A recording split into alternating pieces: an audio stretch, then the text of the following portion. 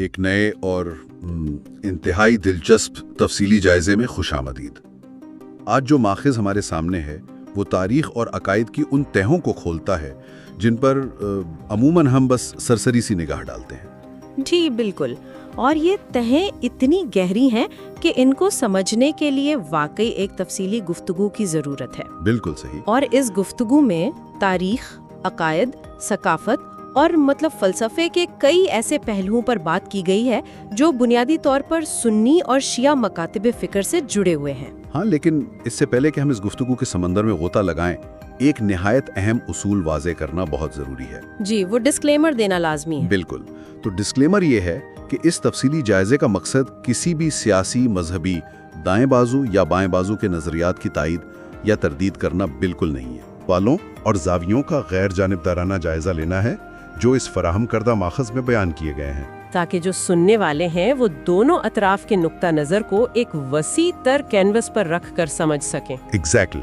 اور میرا ماننا ہے کہ یہ غیر جانبدارانہ زاویہ اس لیے بھی اہم ہے کہ جب ہم اس طرح کے تاریخی اور مذہبی مباحث کا مطالعہ کرتے ہیں تو یہ محض ماضی کے واقعات کی کوئی فہرست نہیں ہوتی۔ ہاں، فہرست نہیں ہوتی۔ یہ دراصل یہ سمجھنے کا ایک نادر موقع ہوتا ہے کہ کس طرح ایک ہی تاریخی واقعہ، ایک ہی قرآنی آیت یا کسی ایک ہی حدیث کو مختلف تاریخی اور فکری زاویوں سے دیکھا جا سکتا ہے۔ صحیح۔ فراہم کردہ ماخذ اس بات کا ثبوت ہے کہ تاریخ کوئی یکجاتی لکیر نہیں ہے، بلکہ یہ مختلف بیانیوں، استعاروں اور تشریحات کی تہوں سے مل کر بنتی ہے۔ اور آج کا ہمارا ہدف ان تہوں کو احتیاط کے ساتھ کھولنا ہے۔ تو چلیں اس بات کی تہ تک پہنچتے ہیں۔ بالکل، شروع کرتے ہیں۔ سب سے پہلا اور شاید سب سے زیادہ چونکا دینے والا نقطہ جو اس گفتگو میں ابھر کر سامنے آیا وہ صحیح بخاری کی ایک حدیث کے حوالے سے تھا۔ حدیث نمبر 3685۔ جی ہاں، جہاں کالر نے خلیفہ دوئم حضرت عمر کی وفات اور ان کے جنازے کا ذکر کیا۔ ہاں، اس گفتگو کے مطابق حدیث میں یہ بیان کیا گیا ہے کہ جب حضرت عمر کا جنازہ رکھا ہوا تھا تو حضرت علی وہاں تشریف لائے اور انہوں نے ان کے اعمال کے حوالے سے کہا کہ وہ ان کے اعمال جیسا عمل لے کر اللہ سے ملنا چاہتے ہیں، اور یہ بھی کہ انہیں یقین تھا کہ حضرت عمر اپنے دونوں ساتھیوں کے ساتھ رہیں گے۔ بالکل۔ اب اگر ہم اسے ایک عام فہم یا روایتی تاریخی زاویے سے دیکھیں تو اس کا سیدھا سا مطلب یہی لیا جاتا ہے نا کہ یہاں اعمال کی بھرپور تحسین اور تعریف کی جا رہی ہے۔ جی، روایتی طور پر یہی سمجھا جاتا ہے، لیکن یہاں جو بات سب سے زیادہ حیران کن ہے وہ یہ ہے کہ عالم کی طرف سے جو تشریح پیش کی گئی اس نے تاریخ کے اس واقعے کو مکمل طور پر ایک نئے سانچے میں ڈھال دیا۔ ہاں، وہ زاویہ تو بالکل ہی مختلف تھا۔ بالکل، عالم نے اس روایتی بیانیے کو بالکل ایک مختلف تاریخی سیاق و سباق میں رکھ کر بیان کیا۔ ان کی تشریح کے مطابق اس واقعے کا پس منظر وہ نہیں ہے جو ظاہری الفاظ سے جھلکتا ہے۔ تو پھر ان کے مطابق اصل پس منظر کیا تھا؟ انہوں نے اپنی گفتگو کی بنیاد غدیر خم کے واقعے پر رکھی۔ ان کے مکتبہ فکر کی روایات کے مطابق اس وقت کچھ لوگوں نے خانہ کعبہ کے اندر جا کر ایک خفیہ عہد نامہ تحریر کیا تھا۔ اچھا، ایک خفیہ عہد نامہ؟ جی، اور اس عہد نامے کا مبینہ مقصد یہ تھا کہ خلافت حضرت علی تک نہ پہنچنے دی جائے، اور عالم نے اس مخصوص دستاویز کو صحیفہ کا نام دیا۔ صحیفہ، صحیح۔ اور انہوں نے اس کی تائید میں کوئی قرآنی حوالہ بھی دیا تھا نا؟ جی بالکل، اس موقف کو مزید تقویت دینے کے لیے انہوں نے سورۃ محمد کی آیات کا حوالہ بھی دیا۔ وہ آیات جن میں ذکر ہے کہ شیطان نے ان لوگوں کے لیے ان کے اعمال کو مزین کر دیا اور انہیں وہ سب لکھوا دیا؟ بالکل وہی آیات۔ تو عالم کے اس فریم ورک کے مطابق جب جنازے پر یہ فرمایا گیا کہ وہ اس شخص کے صحیفے کے ساتھ محشور ہونا چاہتے ہیں تو یہ اعمال کی تعریف نہیں تھی۔ اچھا، تو وہ تعریف نہیں تھی بلکہ یہ کعبہ میں لکھے گئے اس مبینہ خفیہ معاہدے کی طرف ایک گہرا اشارہ تھا، تاکہ روز قیامت اس صحیفے کو بطور ثبوت پیش کر کے حتمی فیصلہ مانگا جا سکے۔ واہ، یہ نقطہ تو لسانیات اور تاریخ کے طالب علموں کے لیے ایک کلاسک کیس سٹڈی بن جاتا ہے۔ مطلب کیسے ایک لفظ پوری تہذیب کے بیانیے کو بدل سکتا ہے۔ بالکل، ایک ہی لفظ کے دو بالکل متضاد معنی۔ اگر ہم اسے روزمرہ کی ایک سادہ سی مثال سے سمجھنے کی کوشش کریں تو یہ بالکل ایسا ہے جیسے دو لوگ ایک کمرے میں بیٹھے کسی معاہدے یا ایگریمنٹ پر دستخط کر رہے ہوں۔ صحیح۔ ایک گروہ کے نزدیک وہ معاہدہ ایک شاندار شراکت داری اور دوستی کی علامت ہو سکتا ہے، جبکہ دوسرے گروہ کے نزدیک وہی معاہدہ ایک گہری سازش کی دستاویزی شکل ہو سکتا ہے؟ ہاں، لفظ ایک ہی ہے، معاہدہ یا صحیفہ، لیکن اس ایک لفظ کی تشریح مکمل طور پر تبدیل ہو کر تاریخ کے دو بالکل متضاد بیانیے تشکیل دے رہی ہیں۔ ایگزیکٹلی، یہ محض لغوی بحث نہیں رہتی، بلکہ یہ علم العلامات یا سیمیٹکس کا ایک زبردست مظاہرہ بن جاتا ہے، جہاں ظاہری الفاظ کے پیچھے چھپے ہوئے باطنی معنی اصل پیغام بن جاتے ہیں۔ اور اسی باطنی اور ظاہری معنی کی بحث کو اگر ہم انسانی نفسیات اور معاشرت کے کینوس پر پھیلائیں تو اگلا موضوع نہایت منطقی انداز میں سامنے آتا ہے۔ آپ ان ثقافتی علامات کی بات کر رہی ہیں جن کا ذکر کالر نے کیا؟ جی بالکل، ماخذ میں گفتگو صرف پرانی کتابوں تک محدود نہیں رہی، بلکہ اس نے حال کے ثقافتی مظاہر کا بھی رخ کیا۔ ہاں، گفتگو کا رخ برصغیر پاک و ہند کے ایک انتہائی نمایاں سماجی پہلو کی طرف مڑا تھا، جہاں کالر نے پوچھا کہ اہل تشیع، بالخصوص جو ملنگ حضرات ہیں، ان کے ہاں کانوں میں بالیاں اور ہاتھوں میں کڑے پہننے کی کیا وجہ ہے؟ اور یہ ایک ایسا مقام تھا جہاں عالم کا جواب مذہب، تاریخ اور ثقافت کے ایک پیچیدہ ملاپ کو ظاہر کرتا ہے۔ بالکل، اور یہ حصہ اس لیے بھی خاصا دلچسپ ہے کہ یہ اندرونی عقائد کے بیرونی اور جسمانی اظہار کی عکاسی کرتا ہے۔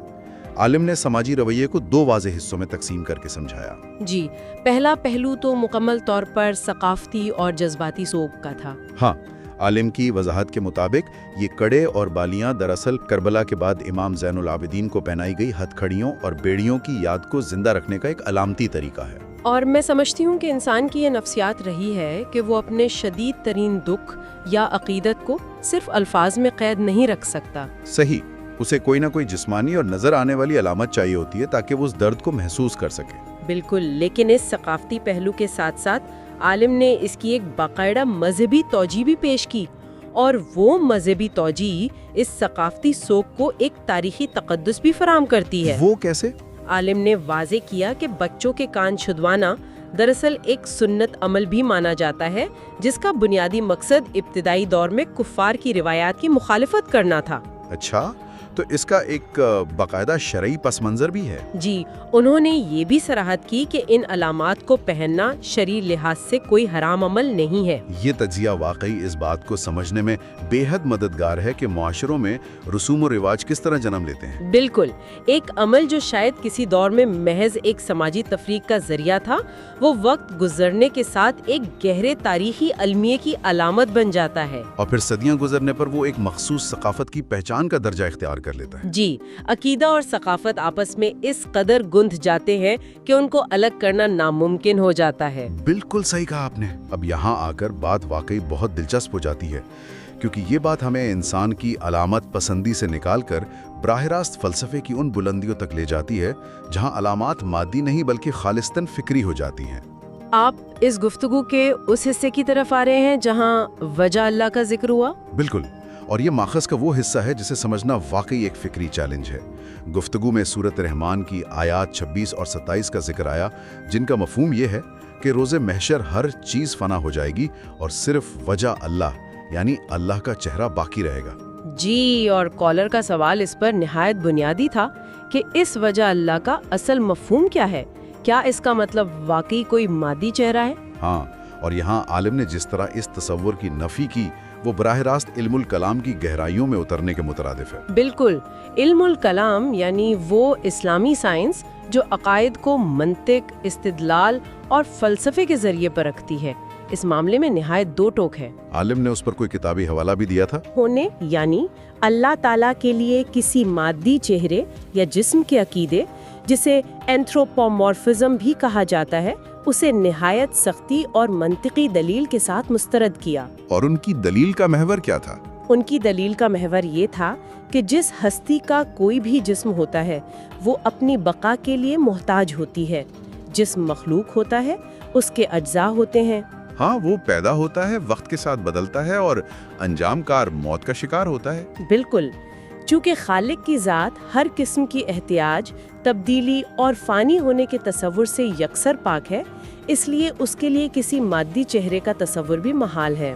یہ خالصتاً ایک تجریدی اور فلسفیانہ استدلال تھا جو خدا کی ذات کو مادے کی حدود سے آزاد کرتا ہے۔ लेकिन फिर सवाल ये पैदा होता है कि अगर खुदा का कोई मादी चेहरा नहीं और उसे इंसानी आंख या मादे के तराजू में नहीं तोला जा सकता तो फिर वजह अल्लाह यानी अल्लाह के चेहरे से मुराद क्या है? बिल्कुल यही सवाल, इसका जो जवाब आलिम ने दिया वो इस्तियारे और रूहानियत का एक शाहकार है।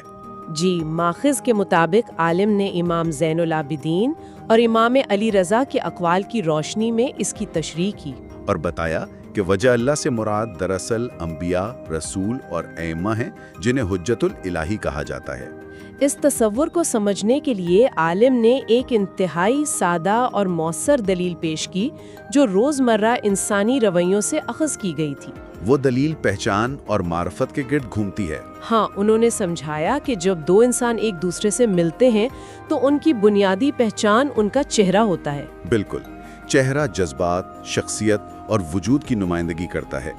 इसी मंतिक को अगर आला सतह पर ले जाया जाए तो चूंकि अल्लाह की ज़ात मावराए मादा है, इसलिए उसकी मार्फत, उसकी मर्जी और उसके अहकामात को जानने का जरिया वो पाक हस्तियां हैं जिन्हें उसने मुंतखब किया। तो ये हस्तियां दरअसल वो चेहरा हैं जिनकी तरफ रुख करके इंसान को अल्लाह की मार्फत हासिल होती है। जी, ये एक ऐसी फिक्री सतह है जो अल्फाज के ज़ाहिरी खौल को तोड़कर उनके अंदर मौजूद रूहानी हकीकत को आश्कार करती है। ये बताती है कि मजहबी नुसूस में इस्तेमाल होने वाले अल्फाज अक्सर औकात महज जिस्मानी वजूद के बजाय गहरे रूहानी वज़ाइफ या स्पिरिचुअल फंक्शंस की तरफ इशारा कर रहे होते हैं। बिल्कुल, और फिर इस फलसफियाना गहराई से निकलकर गुफ्तगू ने एक बार फिर ज़मीन और तारीख के ठोस हक़ाइक़ का रुख किया। हाँ, तारीखी मिल्कियतों की बात शुरू हुई। कॉलर ने तारीखी मिल्कियतों के हवाले से एक इंतहाई मुफस्सल खाका पेश किया बाग फदक के मौजू पर। जी, कॉलर ने तारीखी कुतुब के मुताले की बुनियाद पर एक पूरी तरतीब बयान की कि किस तरह ये बाग पहले 2 खुलफा के दौर में हुकूमती तहवील में रहा, फिर तीसरे खलीफा के दौर में इसे मरवान बिन हुकम को दिया गया और आखिरकार चलते चलते खलीफा उमर बिन अब्दुल अजीज़ के दौर में इसे दोबारा अहले बैत को वापस लौटा दिया गया। और इस सारे तारीखी खाके पर आलम का रद्द अमल या यूं कहें कि रद्द अमल का ना होना इब्लागियात के तालिब इल्मों के लिए एक दिलचस्प पहलू था। उन्होंने उस तवील बयान की ना तो तरदीद की और ना ही उस पर कोई लंबी चौड़ी बहस की, बल्कि एक तरह की खामोश तायीद। बिल्कुल, और मुकालमे के दौरान ये खामोशी बाज़-औक़ात तवील बयानात से ज़्यादा मायने ख़ेज़ होती है, जो बताती है कि तारीख के कुछ औराक पर फरीक़ैन एक ही नतीजे पर पहुंच चुके हैं। और अगर हम उसे वसीतर तनाजुर में देखें तो इसी तारीखी तसलसल में एक और इंतहाई मशहूर रिवायत पर भी बात हुई जिसने ज़ुबानी रिवायात और तहरीरी तारीख के दरमियान मौजूद लकीर को बहुत वाज़े कर दिया। आप 40 कब्रों वाली रिवायत की बात कर रही हैं? जी, कॉलर ने जन्नतुल बकी में सैयदा फातिमा की तदफीन के वक्त बनाई जाने वाली 40 कब्रों की मशहूर रिवायत का जिक्र किया। ये रिवायत तो बर्रे सगीर की मजालिस और अय्याम आज़ा में कसरत से बयान की जाती है, जिसका मकसद ये बताया जाता है कि असल कब्र की पहचान को पोशीदा रखा जा सके। बिल्कुल, अगर हम इस रिवायत को आज के दौर की ज़बान में समझने की कोशिश करें तो ये बिल्कुल ऐसा ही है जैसे जदीद दौर की सिक्योरिटी टेक्निक में हाई वैल्यू टारगेट्स को बचाने के लिए कई फर्जी अहदाफ या डिकोज बनाए जाते हैं। हाँ, ताकि असल मकाम तक रसाई नामुमकिन हो जाए। ये एक ऐसा तस्वुर है जो सुनने वालों के जहनों में बहुत तेजी से बैठ जाता है, क्योंकि इसमें एक तरह की तस्वीराती या स्ट्रेटेजिक गहराई है। लेकिन इस पूरे तफसीली जायजे का सबसे गैर मुतवक्के और शायद सबसे ध्यानतदारी पर मबनी हिस्सा आलिम का वो जवाब था जो उन्होंने इस रिवायत के सबूत के बारे में दिया। जी बिल्कुल, आलिम ने किसी भी किस्म के इबहाम का सहारा लिए बगैर ये तस्लीम किया कि अगरचे ये रिवायत अवाम में और ज़ाकरीन में बेहद मकबूल है, लेकिन आज तक उन्होंने ज़ाती तौर पर इसे किसी मुस्तनिद किताब या तारीखी हवाले में नहीं पाया। हाँ, उन्होंने बाकायदा कहा कि इसकी तस्दीक के लिए उन्हें खुद मजीद तहकीक करनी पड़ेगी। और मैं समझती हूँ कि ये एतराफ़ इल्म की दुनिया में बहुत बड़ी अहमियत का हामिल है। ये इस फ़र्क को नुमाया करता है जो सीना ब सीना चलने वाली ज़ुबानी रिवायात यानी ओरल ट्रेडिशंस और मुस्तनिद तहरीरी तारीख के दरमियान मौजूद होता है। इंसानी मुआशरों में कहानियाँ, बिलखुसूस वो कहानियाँ जो किसी गहरे दुख या जुल्म से जुड़ी हों, ज़ुबानी तौर पर सफ़र करते हुए एक ऐसा कद काट इख्तियार कर लेती हैं कि वो अकीदे का हिस्सा महसूस होने लगती हैं।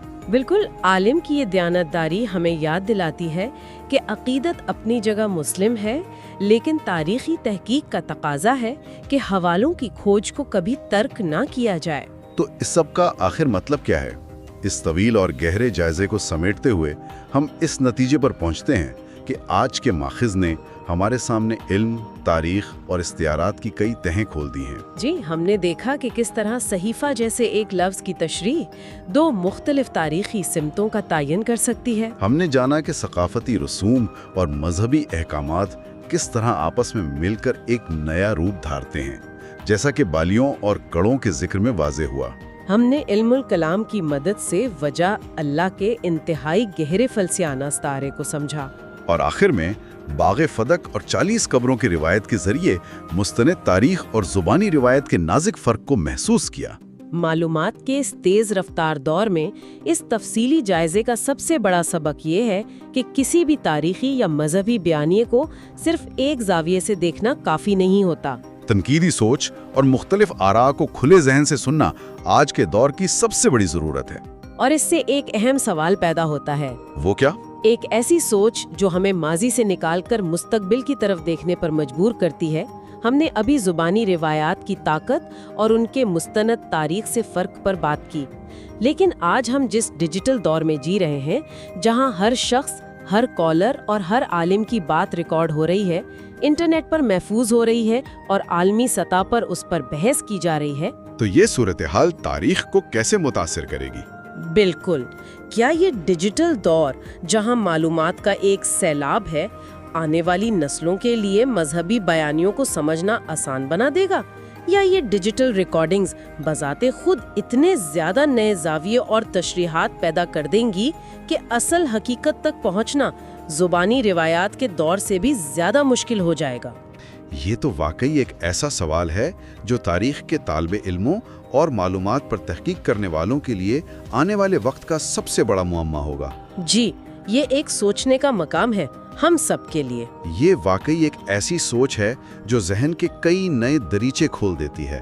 ماضی کے زبانی روایات اور آج کے ڈیجیٹل دور کے اس تصادم پر غور کرنا ہم سب کے لیے ایک نیا فکری سفر ثابت ہو سکتا ہے، اور اسی گہری سوچ کے ساتھ ہمارا آج کا یہ علمی اور تفصیلی جائزہ اپنے اختتام کو پہنچتا ہے۔ امید ہے کہ تاریخ اور فلسفے کے ان مختلف زاویوں نے معلومات کو پرکھنے کے لیے کچھ نئے پیمانے ضرور فراہم کیے ہوں گے۔ جستجو کے اس سفر کو زندہ رکھیے، سوال اٹھاتے رہیے اور مختلف زاویوں سے حقائق کو کھوجنے کی یہ عادت اپنائے رکھیے۔